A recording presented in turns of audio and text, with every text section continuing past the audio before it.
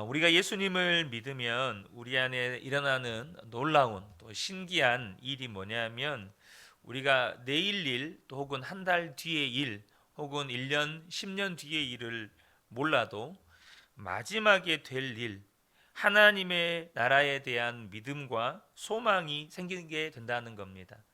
그러니까 우리가 내일 일 모르죠. 1년, 10년 뒤의 일을 모릅니다. 그러나 마지막에 되어질 일은 알고 그것으로 인하여서 하나님 나라에 대한 믿음과 소망을 갖게 된다는 것입니다. 그래서 우리의 삶이 이 세상의 사람들과의 삶과는 전혀 달라지는 거죠. 사도 바울이 성령님의 이끄심을 받아서 삼층천에 다녀왔습니다. 거기에서 천국이 있다는 사실을 분명히 보고 역사의 마지막에 또 우리 주님이 재림하실 때 일어날 일들을 분명하게 다 보았습니다. 그리고 사도 바울의 삶은 완전히 달라집니다. 여러분, 사도 바울이 어떤 사람입니까? 바리새인 중에 바리새인 아니겠습니까? 그러니까 유대 공동체 안에서 최고의 대우를 받던 사람이었습니다. 그런데 그것을 다 해로 여기고 배설물로 여기게 되죠. 역사의 마지막 날, 주님의 재림의 날에 어떤 일이 벌어질 것인지를 알고 나니까 이제 남은 삶을 이방인들에게 복음을 전하는 그 순교의 길을 걸어갑니다. 여러분, 만약 사도 바울에게 이 삼층천의 경험이 없었다면 있을 수 없는 일이죠. 하나님 나라에 대한 소망이 분명한 사람은 삶이 완전히 달라지게 된다는 것입니다. 오늘 이 본문은요, 이 소망의 눈이 뜨여진 성도의 노래입니다. 하나님 나라의 눈이 뜨여진 성도의 노래예요. 본문에 기록된 시온은 1차적으로는 당시 예루살렘이 있는 시온산을 말합니다. 이스라엘 백성들이 바벨론 포로 생활을 하다가 돌아오게 되었을 때 꿈에 그리던 예루살렘을 보면서 불렀던 노래입니다. 그러나 이 시온산에 대한 노래는 하나님 나라에 대한 계시가 담겨져 있다는 것이죠. 그래서 이 시온산의 노래는 하나님 나라에 대한 노래이기도 합니다. 요한계시록에도 여러분 이 세상의 나라가 하나님의 나라가 될 것이라는 것을 기록하고 있습니다. 계시록 11장 15절에 보면 일곱째 천사가 나팔을 불매 하늘에서 큰 음성들이 나서 이르되 세상 나라가 우리 주와 그의 그리스도의 나라가 되어 그가 세세토록 왕노릇 하시리로다. 그러니까 이 세상의 나라가 하나님 나라가 된다는 거죠. 아마 여러분들도 이 사실을 다 알고 계실 것입니다. 중요한 사실은 하나님께서 이 하나님 나라에 대한 믿음에 눈을 뜨게 해주기를 원하신다는 것입니다. 먼저 시온산을 거룩한 산이라고 부릅니다. 1절을 보면 그의 터전이 거룩한 산 위에 있구나. 여러분, 산들은 다 똑같은 산이잖아요. 근데 왜 거룩한 산이라고 표현을 할까요? 바로 그곳에 하나님이 임재해 계시기 때문입니다. 우리를 성도라고 부르죠. 풀이하면 거룩한 물이라고 부릅니다. 여러분, 왜 우리를 성도라고 부릅니까? 우리 안에 하나님이 계시기 때문입니다. 그래서 성도인 것이죠. 여러분, 하나님이 함께 하신다는 건 놀라운 일입니다. 그 하나님이 영원히 함께 계신 곳이 하나님의 나라입니다. 그래서 하나님은 그 시온산을 사랑한다고 말씀하십니다. 2절입니다. 주님은 시온의 문들을 야곱의 어느 처소보다 더욱 사랑하신다. 하나님이 그곳에 함께 계시기 때문에 그곳을 사랑하시는 것이죠. 그리고 그곳에 하나님의 영광이 나타난다고 말씀하십니다. 3절에 너 하나님의 도성아 너를 가리켜 영광스럽다고 말한다. 여러분, 하나님의 나라, 하나님이 계신 곳에는 언제나 하나님의 영광이 나타나게 됩니다. 계시록에는 하나님의 영광이 나타난 새 예루살렘에 대해서 묘사를 할 때 이런 묘사가 있습니다. 우리가 밟고 다니는 길이 황금길이고 또 문이 진주문이라고 묘사를 하는 대목이 있어요. 그런데 많은 분들이 전국에 들어가는 이 찬양 아시죠? 뭐 황금길로 이런 찬양이 가사들이 나오잖아요. 그런데 여러분, 하나님 나라의 영광이 길이 황금길이고 문이 진주문이기 때문에 그곳이 하나님의 영광이 드러나는 것일까요? 그렇지 않습니다. 사도 요한이 이렇게 황금길 혹은 진주문으로 묘사한 것은 이 땅의 언어들로 그 하나님 나라의 영광을 달리 표현할 방법이 없었기 때문에, 표현할 언어가 없었기 때문에 그렇게 표현한 것이죠. 하지만 정말로 하나님 나라의 영광은 거기서 오는 게 아닙니다. 그러면 하나님 나라의 영광은 어디서 오는 걸까요? 하나님 나라의 영광은 어떻게 드러나는 걸까요? 4절을 보겠습니다. 내가 라합과 바빌로니아를 나를 아는 나라로 기록하겠다. 블레셋과 두로와 에티오피아도 시온에서 태어났다고 하겠다. 여기 여러분이 기록한 성경에 라합의 각주 일이라고 붙어가지고 아마 애굽이라고 쓰여져 있는 성경들이 있으실 겁니다. 그러니까 이 라합은 애굽을 나타내는 시적인 표현인데요.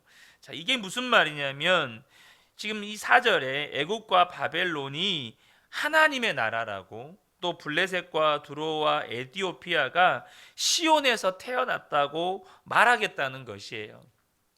그 말은 이스라엘과 철천지 원수 같은 나라가, 여러분, 이스라엘을 종살이하게 만들었던 애굽과 또 바벨론 아니겠습니까? 그런데 이런 나라들이, 또 블레셋과 두로와 에티오피아와 같은 나라들이 시온에서 태어났다고 말하겠다는 것은 이 하나님을 믿는 다 한 나라가 되게 하겠다는 겁니다. 철천지 원수와 같은 나라들이, 또 그 민족들이 예수님이 재림하실 때, 예수님이 다시 이 땅에 오실 때 다 하나님을 믿는 나라들이 되게 하시겠다는 거예요. 하나님의 나라가 임할 때 이런 일이 벌어지게 되는데, 이것이 진짜 하나님 나라의 영광인 것입니다.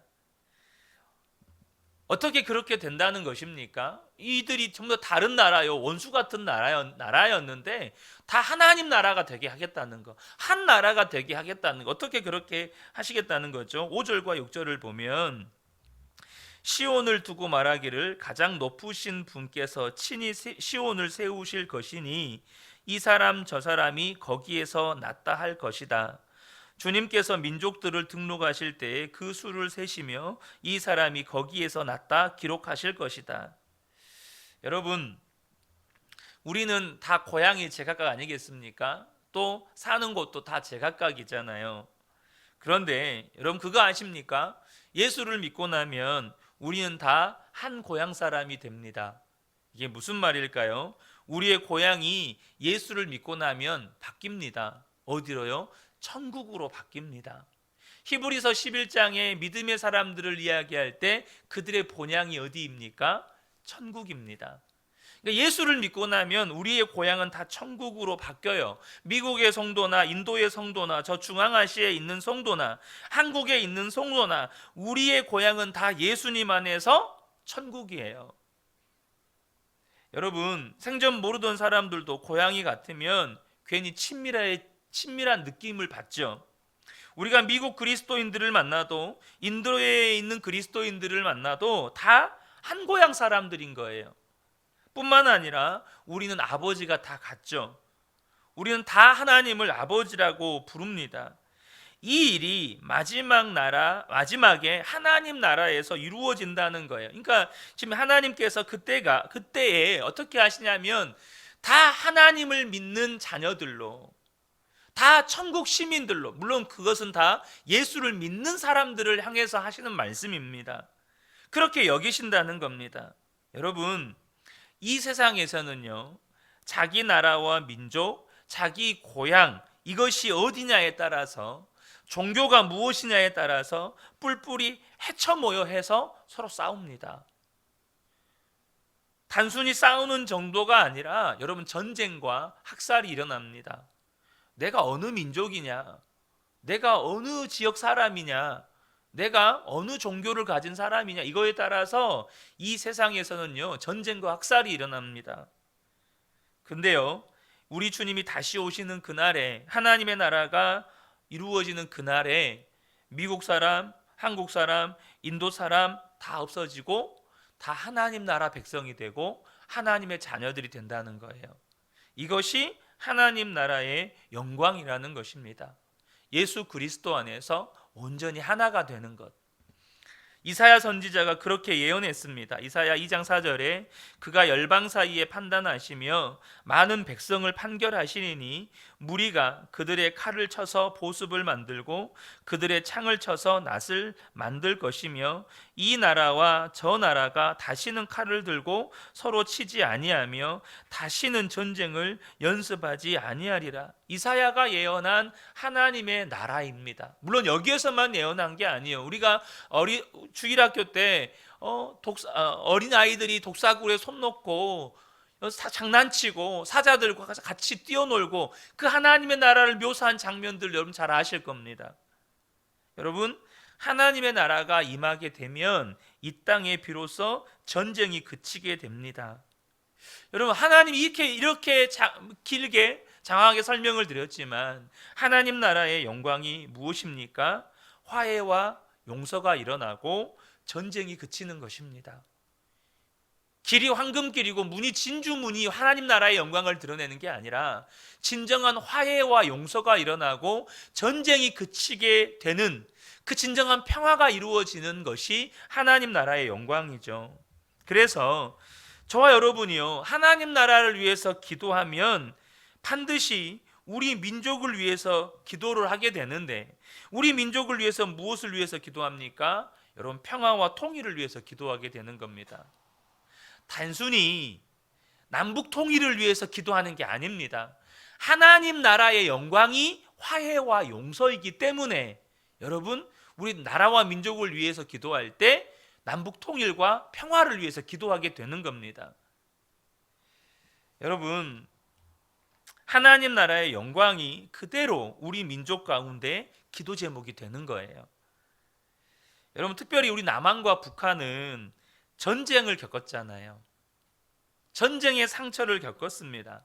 여러분, 그것은요, 이루 말할 수가 없어요. 지금 70년이 지났지만 극복이 안 돼요. 극복이 안 됩니다. 이것이 어떻게 화해될 수 있겠습니까? 하나님은 우리 민족을 단지 통일 민족으로 만들어 가시는 게 아니고 민족의 화해로 우리 민족을 이끌어 가시는 것입니다.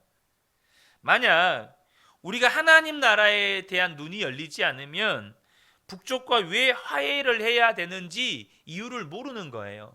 그냥 단순히 우리가 편안하게 살려면, 단순히 세계 강대국에 들어가려면, 단순히 우리가 이 남북 간의 그 긴장 상태에서 소비되는 물자와 자원과 인력을 좀 아끼려면 남북 통일을 해야 되는 거예요. 그러나 여러분, 그런 이기적인 계산으로 남북 통일을 해요. 그러나 하나님 나라의 눈이 열리면 달라지는 거예요. 왜요? 하나님의 나라의 영광은 용서와 화해이니까. 그래서 하나님 자녀의 특징도 똑같습니다. 누가 천국 갈 사람일까요? 여러분, 화해의 사람이고 화평의 사람이 천국 갈 사람인 겁니다. 고린도후서 5장 18절에서 19절에 보면 모든 것이 하나님께로서 났으며 그가 그리스도로 말미암아 우리를 자기와 화목하게 하시고 또 우리에게 화목하게 하는 직분을 주셨으니 곧 하나님께서 그리스도 안에 계시사 세상을 자기와 화목하게 하시며 그들의 죄를 그들에게 돌리지 아니하시고 화목하게 하는 말씀을 우리에게 부탁하셨느니라. 우리에게 화목하게 하는 직분을 주셨고 화목하게 하는 말씀을 우리에게 부탁하셨대요. 여러분, 우리가 죽고 난 다음에 하나님 앞에 가보면 내가 천국 갈 사람인지 아닌지를 아는 게 아닙니다. 언제, 아니 어떤 사람이 천국 갈 사람인지 이 땅에서부터 아는 거예요. 누가 천국 갈 사람입니까? 화목하게 하는 사람, 화평하게 하는 사람이 하나님 나라의 사람이고 천국 갈 사람인 거예요. 예수님도 분명하게 말씀하셨습니다. 마태복음 5장 9절에 화평하게 하는 자는 복이 있나니 그들이 하나님의 아들이라 일컬음을 받을 것이며, 이것이 정말로 우리에게 놀라운 비전인 겁니다. 예수 믿는 사람들 안에는 이 소망이 심어져 있어요. 더 이상 어떤 일로 싸우지 않고 또 전쟁하지 않을 그때를 소망하는 겁니다. 여러분, 저는 전쟁을 겪어본 사람은 아닙니다. 하지만 저희 아버지도 전쟁을 겪어보신 분은 아니지만 48년생이다 보니까 아주 어렸을 때 6.25를 겪으셨죠. 그러나 그 6.25의 참상을 직접적으로 저희 아버지가 겪었다기보다는 그래도 할아버지, 할머니의 보호 안에 있으셨으니까 그거는 덜하지 않겠습니까? 하지만 저희 아버지는 월남전을 다녀오셨습니다. 1년 6개월의 월남 파병을 다녀오셔서 전쟁의 참상을 아십니다. 제가 저희 어렸을 때 지금 그때 당시에는 이해를 못했어요. 왜 아버지가 그렇게 폭력적이셨을까? 왜 아버지가 그렇게 술을 많이 드셨을까? 그때는 이해를 못했는데 지금은 이해를 합니다. 왜요? 전쟁의 트라우마가 있는 거예요. 의무병이셨다 보니까 하루에 수십 구의 시체를 보는 겁니다. 들어오는 사람들은 살아서 들어오는 사람보다 이 야전병원에 오시는 분들은 죽어서 들어오는 시체가 더 많은 거죠. 그 시체가 온전한 시체가 어디 있겠습니까? 포탄에 맞고 총에 맞으면 어디 팔다리가 떨어져 나가지고 터지고 이런 시체들이 들어오는데, 그러니까 그것이 너무나도 두렵고 고통스러우니까 술을 드시지 않고는 그 시간을 못 버티는 거예요. 그것이 이렇게 이제 결혼 생활 이후에도 지속되셨던 거고, 그 전쟁의 트라우마의 일부로 표현되는 것이 저희들을 향한 폭력들이었죠. 그런데 여러분, 우리 안에요, 그런 것을 겪어보면 평화가 얼마나 중요한지 압니다. 평화가 얼마나 중요한지 알아요. 저는 어렸을 때 예수님을 알기도 전에 아버지가 술 드시고 들어오면 때리니까 제가 예수님을 알기도 전에 다짐을 했습니다. 나는 절대 술 안 먹는다. 절대 술 안 먹는다. 왜요? 가정이 지옥이었으니까. 평화가 얼마나 소중한지를 알아요. 여러분, 그런데요, 그것 때문에 우리 안에 평화가 사모함이 되는 게 아니고 정말로 예수를 믿고 하나님 나라의 소망이 생기면 우리 안에 진짜 하나님 나라에 대한 소망이 생겨요. 하나님 나라의 소망이 생기면 우리 안에 화평에 대한 사모함이 생깁니다. 평강에 대한 사모함이 생겨요. 그래서 어떤 일로도 싸우고 싶어 하지 않아요. 부부 사이에, 가족들 사이에, 교인들 사이에, 또 세상 나라와 모든 민족들 사이에 싸우지 않을 그날을 사모하게 됩니다. 여러분, 중요한 사실은 하나님의 나라가 이미 저와 여러분의 마음 안에 임했다는 사실입니다. 하나님의 나라가 주님이 다시 오시는 그날에만 경험되는 게 아니고, 그 하나님의 나라는 이미 하나님이 우리 안에 계시니까, 예수님이 우리 마음 안에 들어와 계시니까 하나님의 나라가 이미 우리 안에 임했다는 거예요. 그리고 하나님의 사람을 통해서 하나님은 그 일들을 이 땅 가운데서 또 이루어 가고 계시다는 것입니다. 그래서 여러분, 예수 믿는 사람들 사이에서 나타나는 일이 뭡니까? 부부 사이에, 가족들 사이에 화해가 일어나는 거죠. 성도와 성도 사이에 여러분 다투다가도 화해가 일어나는 겁니다. 또 이 땅에 하나님의 사람들이 화목하게 하는 역사를 여러분 각자의 부르심의 자리에서 이루어 가는 것입니다. 그것을 통해서 또 그곳에 하나님의 나라가 임했다는 것을 우리는 알게 되는 거죠. 그리고 그날 그 하나님의 나라가 임할 것을 바라보기 때문에, 또 나의 삶의 현장에 하나님의 나라가 임했기 때문에 뭐가 나오는 겁니까? 찬양이 나오는 겁니다. 여러분, 하나님의 나라를 소유한 사람들의 특징이 찬양입니다. 단순히 그냥 찬양이 아니고요, 춤을 추며 찬양하는 겁니다. 그래서 우리가 여러분 어떤 집회를 참석해서 여러분 은혜가 더해지면 어떤 일이 납니까? 춤추며 찬양합니다. 펄쩍펄쩍 뛰면서 찬양합니다. 7절을 보십시오. 노래하는 이들과 춤을 추는 이들도 말한다. 나의 모든 근원이 내 안에 있다. 나의 모든 근원이 내 안에 있다. 이 말이 무슨 말입니까? 나는 천국이 고향이고 너도 천국이 고향이고, 나도 아버지가 하나님이고 너도 하나님이 아버지고, 이 말이에요. 우리의 모든 근원이 너의 안에 있다. 이 말이 우리는 고향이 천국이고 우리 아버지가 하나님이다. 이 말입니다. 우리 모두가 다 하나님의 자녀요, 천국을 본향으로 삼는 천국 백성인 것이죠. 이 사실이 너무 기쁜 것입니다. 여러분, 원수로 여겼던 민족이 서로 화해가 되고, 여러분 선교지에 다녀보신 분들은, 아마 갔다 와보신 분들은 아실 겁니다. 선교지에 가잖아요. 그곳에서 성도를 만나잖아요. 그럼 특별한 감동이 있습니다. 한국 교회 안에, 한국 안에서 성도님들을 만나는 것보다 이게 달라요. 특별한 감동이 있습니다. 왜 그럴까요? 이 사람이 다시 하나님 나라에서 만날 것을 기대하기 때문이에요. 그 잠깐 하루 이틀 혹은 한 주, 두 주 잠깐 만나고 이제 아마 일평생 못 만나는 성도들도 대부분이에요. 그런데 그 성도와 하나님 나라에서 다시 만날 것을 기대하게 되죠. 여러분, 스데반 집사님이 예수님을 전하다가 돌에 맞아 순교합니다. 얼마나 끔찍합니까? 근데 그 스데반 집사의 얼굴이 죽기 전에 천사와 같았다고 성경은 묘사합니다. 왜 스데반 집사의 얼굴은 천사와 같았을까요? 하나님 나라의 영광을 보았기 때문입니다. 그런데 우리가 중요하게 알아야 될 것이, 이 스데반 집사가 숨을 거두기 전에 두 마디 말을 남깁니다.